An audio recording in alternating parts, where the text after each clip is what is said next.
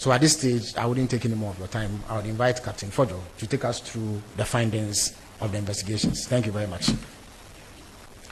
Dignitaries, ladies and gentlemen, good morning to you all.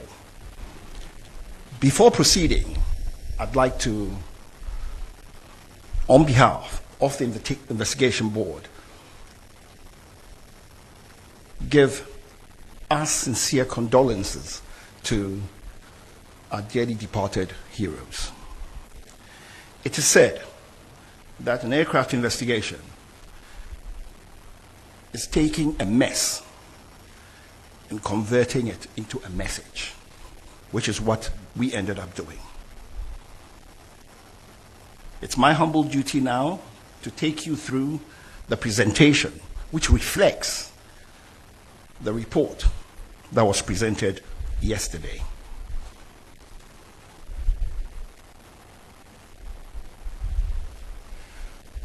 On Wednesday, 6th August 2025, the Z9EH tail number Golf Hotel Foxtrot 631 helicopter operating a scheduled flight from Accra to Obuasi was involved in a crash at Dampier Forest Reserve of Anochi Crow, Brofiejo, in the Adansi Ekrufom district, Ashanti region.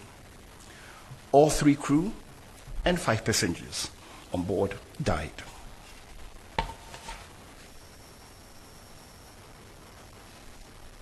The President of the Republic of Ghana, His Excellency John Dramani Mahama, directed the Acting Minister of Defense to constitute an accident investigation board. The Ministry of Defense, on the 25th of August 2025, announced through a press release the establishment of the board mandated to inquire into the causes and circumstances leading to the Z9 Echo Hotel helicopter accident.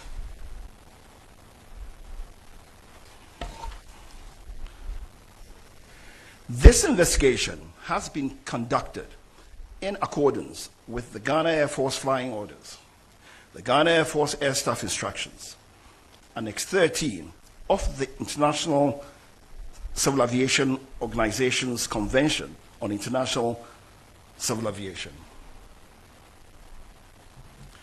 Generally, investigations under these regulations are conducted to determine circumstances leading to the accident and prevention of future accidents and incidents.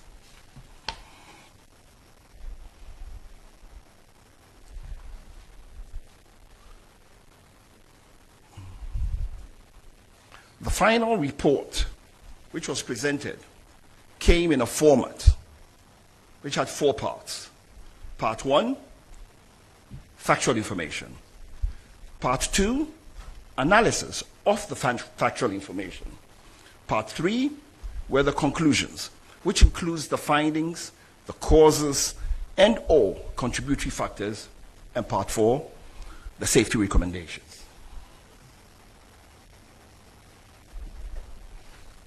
The composition of the board. This is now getting into the methodology of the investigation. The composition of the board had national security, Ghana Armed Forces personnel from the Aircraft Accident and Incident Investigation and Prevention Bureau, Ghana, National Intelligence Bureau, and we had some staff from the US Air Force also with us.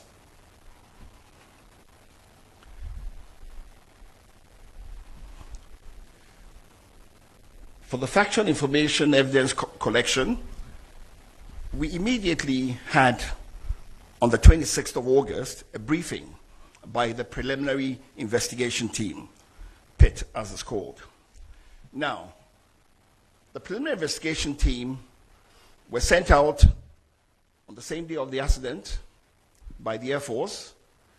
Their task was to go to the accident site, secure the site, try to protect and make sure that all perishable evidence was secure. Now, when we speak of perishable evidence, we mean things like information, things like memories, because people forget after a short time. They also have the duty of making sure that in as much as possible, they can capture and do a wreckage diagram of all the parts and so on that were around the crash site, because all these help in deducing what actually caused the accident. So we had a briefing by the pit team, and they handed over the pit report. The flight recorder, made up of the flight data recorder and the cockpit voice recorder, which is typically called the black box, and some personal effects of the passengers. The team then started, having gotten this information, decided to proceed to the accident site to get first-hand knowledge of the accident site and to be able to interview witnesses and so on. We also went through a process of looking at all the maintenance records of the aircraft. We looked at the flight logs of the aircraft, we looked at the flight logs of the crew, we checked on the crew's qualification, we checked on documentation, just to be sure that everything was proper. The flight data and cockpit voice recorder were then transported to the AVIC Flight Decoding Center in Xi'an, China, from the 12th September to 22nd September 2025. Now, AVIC is the Aviation Industry Corporation of China. The aircraft is a Chinese aircraft. They were the manufacturers. They had the software and the hardware capable of decoding and giving us the data from the flight data recorder. So we had to go to them.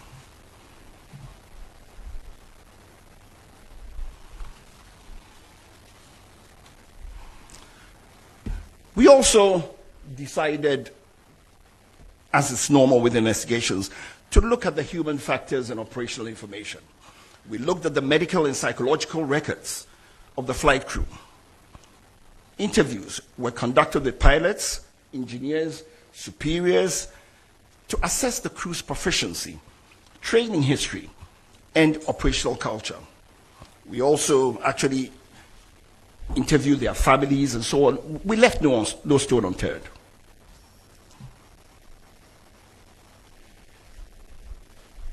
We also interpreted the weather. We looked at the weather on the day. And we looked at the METAR, which is the actual weather at the aerodromes. We looked at the TAFs, which are the terminal aerodrome forecasts, eyewitness observations, and then we also took data from the Ghana Meteorological Agency.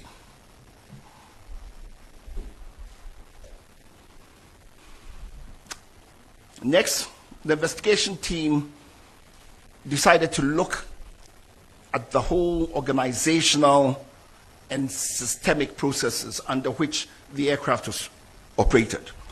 So we examined the Ghana Air Force policies, their flying orders, and their operational oversight mechanisms. We looked at crew authorizations. We looked at the air tasking order procedures. Because, for instance, for the particular day, the task order that had been given was to fly the Minister of Defense and his party from Accra to Obuasi and back. We looked at Air Force oversight, its safety culture, and the adequacy of risk management systems.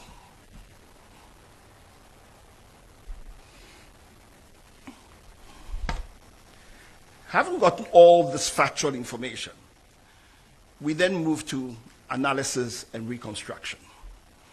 Using data from the flight data recorder and cockpit voice recorder, radar tracks, and eyewitness accounts, the flight path was reconstructed. We also looked at various analysis of several data and other similar accidents. And then we pieced together the sequence of events leading to the accident. From that, we came up with our findings and causes, and then finally, the safety recommendations.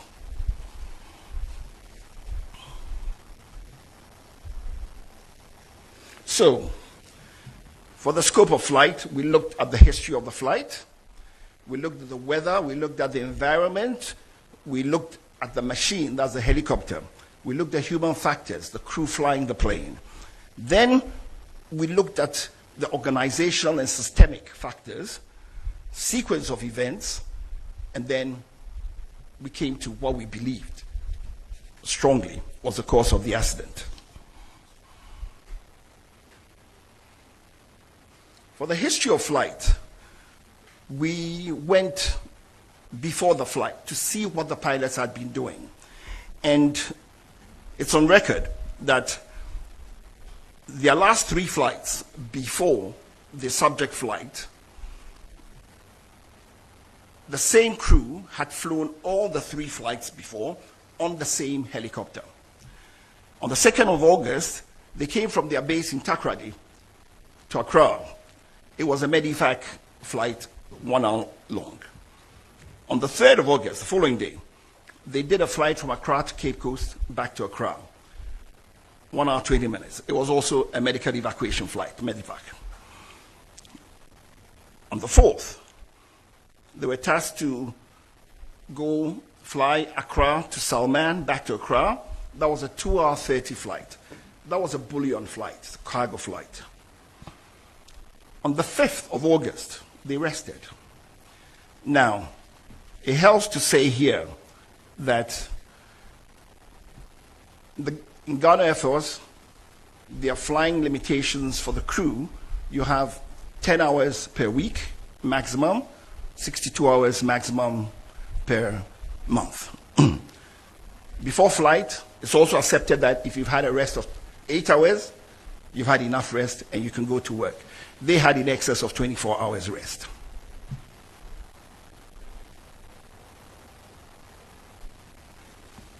On Wednesday, 6th August, the crew for the Z9 aircraft, call sign, ISCAP, Hotel Romeo, India, planned to execute the task order for the Ministry of Defense. The flight was scheduled to depart at 8 a.m. with an estimated en route time of 50 minutes. The captain delayed the flight due to adverse weather in Accra, Kumasi, and Obuasi. The weather improved about an hour later. So, takeoff ended up at 12 minutes, 14 seconds after 9 a.m. Throughout the flight, the altitude changed to avoid low clouds. Now let me explain why this was so. The flight started out being conducted under visual flight rules. Now, if you're flying under visual flight rules, what it means is you're using visual references to navigate. It's a normal way of flying. So they were using visual cues to navigate to go to Obuasi. And so they had to stay away from cloud, in contact with the ground. So as the cloud base changed, they changed their altitude. Where they needed to avoid, they would avoid.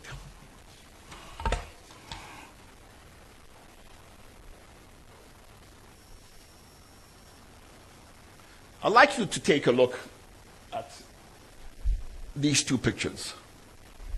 Now, first of all, these pictures were taken in the environs of where the accident took place. Take note, it wasn't taken on the day of the accident, but it's just representative.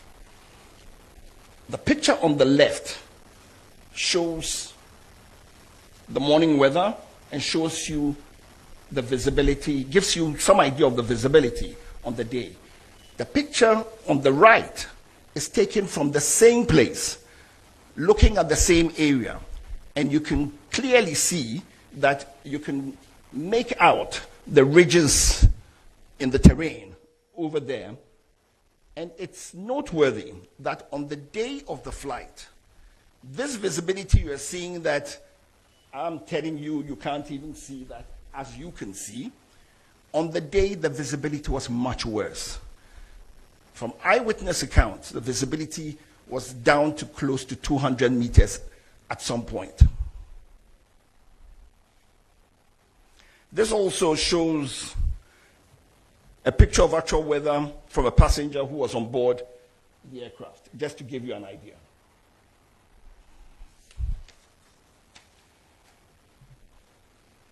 The weather in the southern Ghana was poor on the day, which delayed departure for about an hour.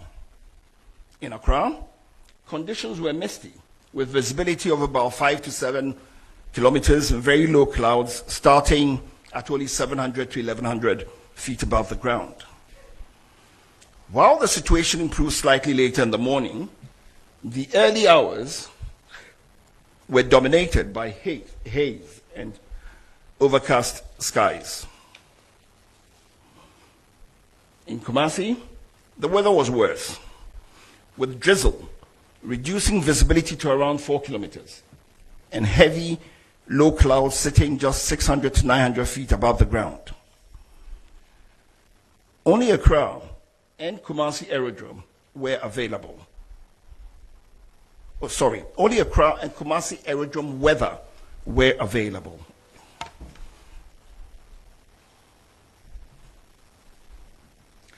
There was no formal information on the weather available to the pilots along the flight route.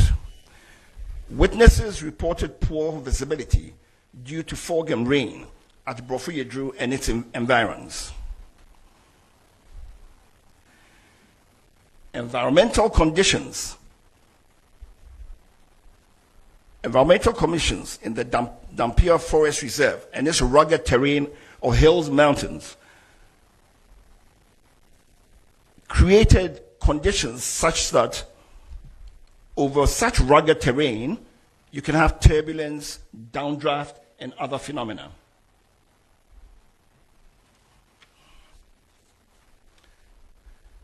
Now, to look at this is what we're talking about.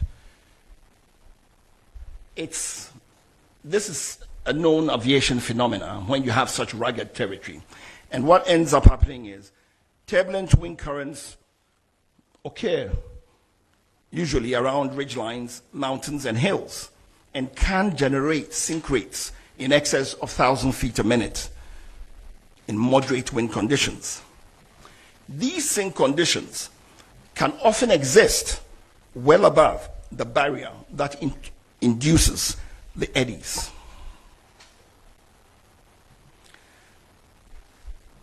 We assessed the aircraft to see if it was fit for purpose. The helicopter entered the Ghana Air Force Service in May 2015, having been manufactured in 2012. And it reached its 10-year service threshold on 18th May 2025. Aircrafts have periodic checks to make sure that they're fit for service. The Air Force has 25-hour checks, 50-hour checks, and 100-hour checks. The 10-year check for the helicopter is what was mandated for this helicopter. Now, as is usual, an operator, in this case Ghana Air Force, requested from the manufacturer an extension.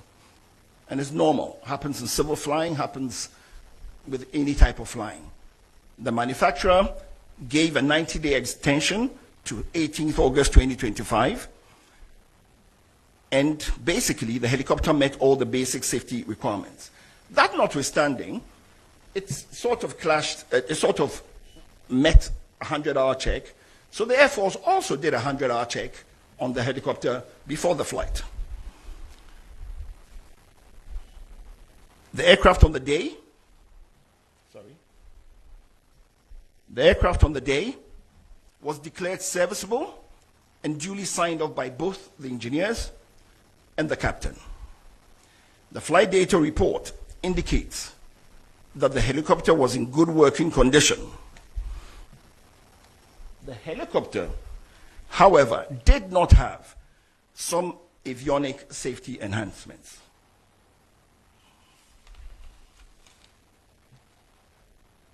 As I said before, the aircraft was serviceable and airworthy. The additional safety equipment that the helicopter did not have were things like the helicopter terrain awareness system or the enhanced ground proximity warning system, as you may choose, advanced navigation with terrain mapping, an automatic flight control system. And I would say that these safety equipment would have enhanced situational awareness. For instance, it didn't have an autopilot. That's advanced, the automatic flight control system, so that the crew had to manually fly the plane. So it sort of increases workload. Typically, you want to have a plane that has an autopilot. All the civil planes use autopilots, and the workload on the pilots is very low. It gives you the chance to do things and to think easily, and so on and so forth. Despite all this, the aircraft was in a good condition to fly and met all safety requirements. The investigation has recommended strongly for aircraft with these additional safety enhancements to be acquired immediately for the Air Force.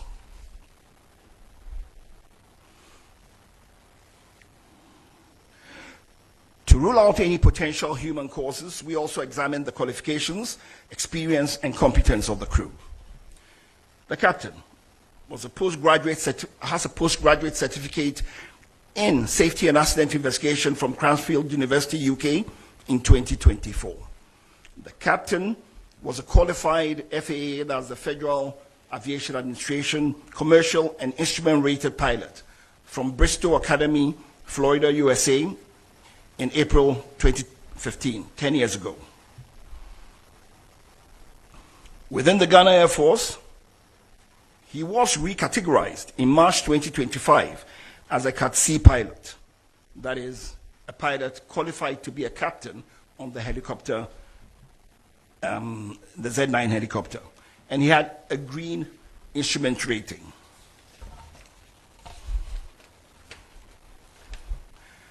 In the Air Force, they have gradings for pilots, categories for pilots from A to D. D being, depends on what you call high and low, D being for the initial, sort of, and then you go all the way to A. It's interesting to note that for quite a while, and as at now in the Air Force, the highest category is Cat C. So the pilot was totally competent to be flying this plane.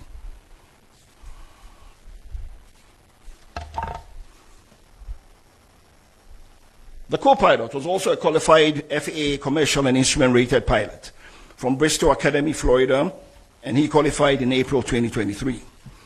In December 2024, he was recategorized within the Ghana Air Force as a Category D pilot on helicopter type with a white instrument rating. To further rule out any potential human causes, we examined the medical and psychological records of the crew. A review of the medical and personal records revealed no known medical or psychological conditions in the captain, co-pilot, or technician at the time of flight. All three were described by witnesses as calm, prepared, and professional during the pre-flight activities. Fatigue or medication was not considered to have materially affected their performance on the day of flight.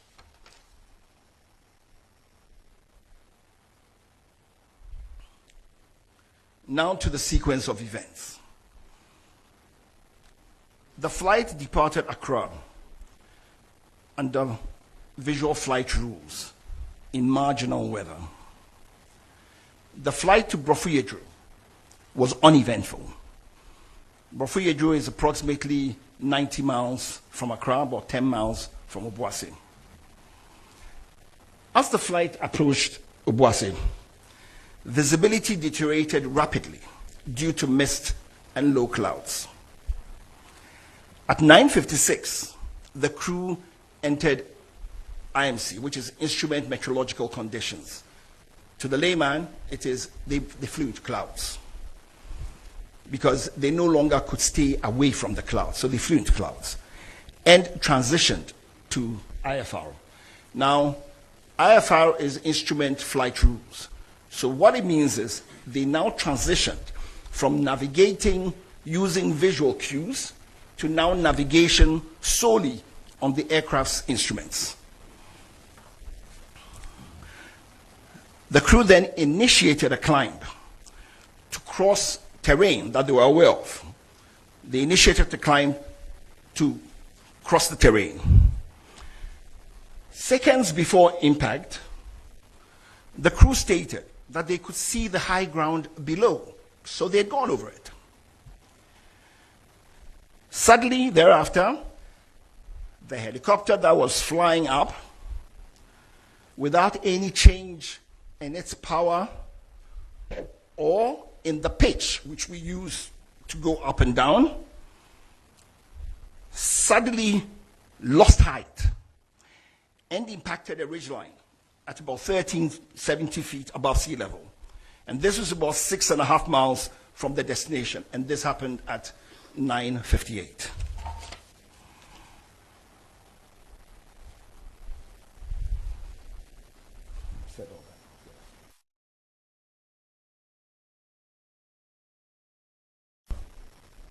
Is what the planned track had been.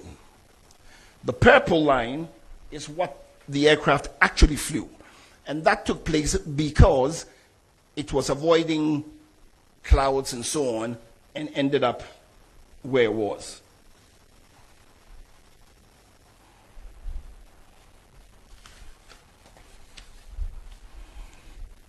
Now to our findings. The helicopter was airworthy, but it lacked additional safety enhancements. For instance, the terrain awareness warning system. Now, you know, the terrain awareness warning system, for instance, is predictive. So what it does is it tells you, warns you, it gives you a better picture of the situation and puts the pilots in a better, it gives them, puts them in a position to make better judgments, to be able to see everything and be able to foretell if there are any things that could possibly create a problem. But they lack the additional safety enhancements required for the weather phenomenon over that terrain.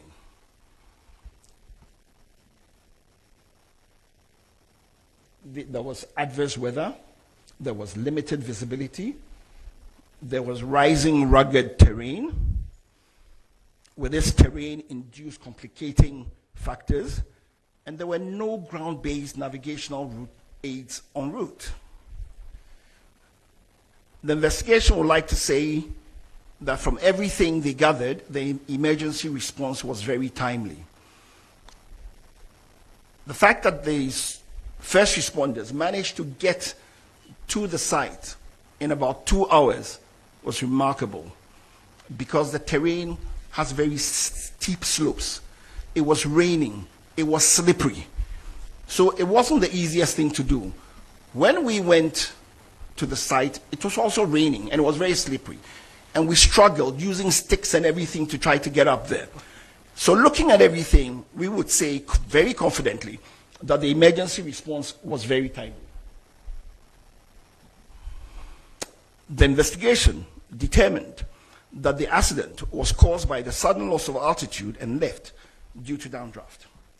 This loss of altitude without change in power or pitch altitude is consistent with downdraft associated with changing environmental conditions over high terrain.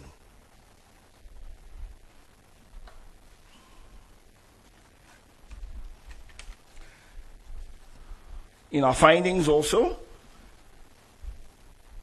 we said there's limited national navigational capacity, a capability for en route and remote area weather services. We also looked at training and realized that the Air Force doesn't have much simulator training. We looked at flight monitoring and realized that there was no flight data monitoring also taking place. For flight following and tracking of aircrafts, we realized that it was also not there. There's no secondary surveillance radar, no automatic dependent surveillance broadcasts, or any other real-time tracking of aircraft.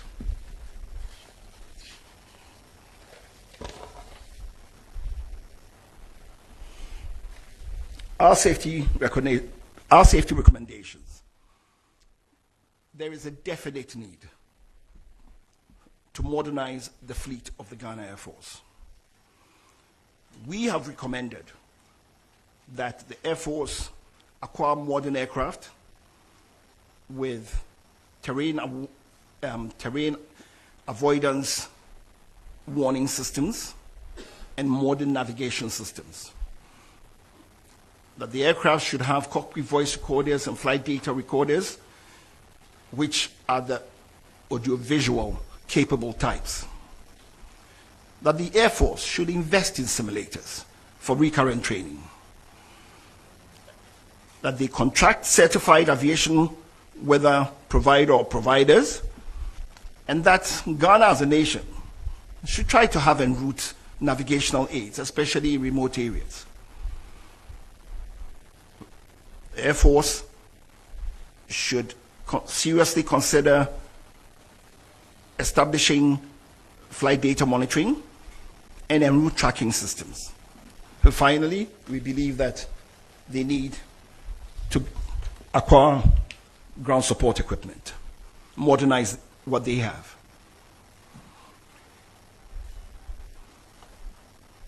In conclusion, the helicopter accident was an unfortunate and sudden weather-related accident. Implementing the safety recommendations will prevent the reoccurrence of future accidents. At this time, before I take any questions, I just want to give a few acknowledgements. I'd like to acknowledge the efforts and the support that the team had from the National Security Secretariat, led by the National Security Coordinator. It made what was a really difficult job for us much easier to do, and encouraged us to do and persevere to come up with these results. I'd like to say thank you also to the US team that joined us for a period of the investigation, the Chinese, for their warm welcome of us when we went to China for the decoding, and all the assistance that they gave us. They were very professional, and they worked with us and got us everything that we needed to be able to fully understand what happened. I'd also like to acknowledge the lead investigator, who in truth is not here today, Air Commodore Akron. He is on national duty outside, but he was a lead investigator and he worked really hard. I'd also like to acknowledge my mother organization, which is the Aircraft Accident and Incident Investigation Bureau, and its commissioner, Mr. John Wombati, for all the support he gave to us and the full availability of the AIB architecture to help us. And to the team that did this investigation, for their open-mindedness, their objectivity, their logic, their diligence and perseverance, and their dedication and commitment for over 2 months, working close to 7 days every day, sometimes from morning 9 till 9 at night, because we knew the country was hungry to know what had happened. And finally, thank God for blessing us and giving us the fortitude, the mindset, and for guiding us to come up with this report, which we hope will bring closure to the families of our departed heroes and to the nation. Thank you.